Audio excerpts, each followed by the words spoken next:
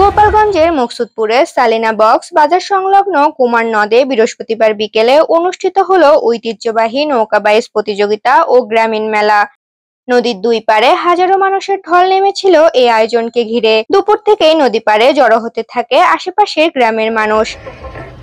বিকেলের দিকে নৌকা বাইচ শুরু হলে তুমুল উচ্ছ্বাসে মুখরিত হয়ে ওঠে পুরো এলাকা।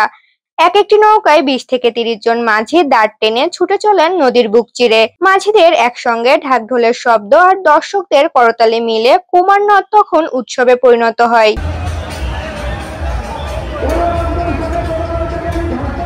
এদিন প্রতিযোগিতায় অংশ নেয় মুকসুদপুর কাশিয়ানী উপজেলার বেশ কয়েকটি দল। প্রতিটি নৌকা ছিল রং বেরঙের সাজে সজ্জিত। মাঝিরা দাঁড় টানার পাশাপাশি লোকগান দিয়ে দর্শকদের মাতিয়ে রাখেন।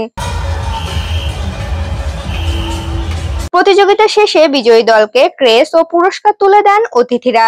পুরস্কার বিতরণী অনুষ্ঠানে প্রধান অতিথি হিসেবে উপস্থিত ছিলেন দৈনিক জনকণ্ঠ পত্রিকার উপদেষ্টা ও জয়নগর ইয়ার আলী খান ডিগ্রি কলেজের গভর্নিং বডির সভাপতি সাবরিনা বিনতে আহমেদ।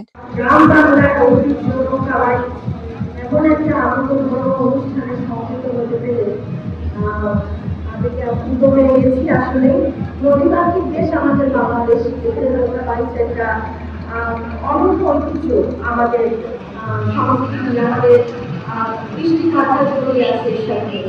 নৌকা বাইচ এমন একটি সংস্কৃতি যেটি থেকে আমরা একটি শিক্ষা পাই যে এককভাবে না, সমবেতভাবে সবাই গর্বের সাথে সবাই।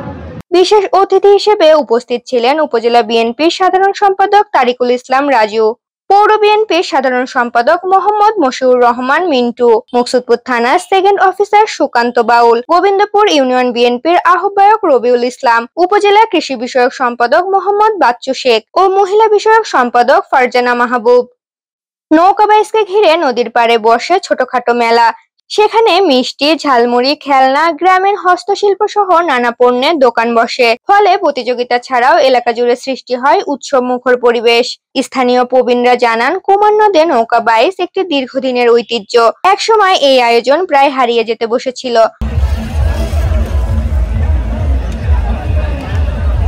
তবে স্থানীয় তরুণ যুবকদের উদ্যোগ ও জনগণের আগ্রহে আবারও প্রাণ ফিরে পেয়েছে এই লোকজ সংস্কৃতি। মুকসুদপুরের সালিনা বক্স বাজার সংলগ্ন কুমার নদে অনুষ্ঠিত এই নৌকা বাইচ প্রমাণ করেছে লোকজ ঐতিহ্য ও গ্রামীণ উৎসব এখনো বাঙালির প্রাণে সমভাবে বেঁচে আছে।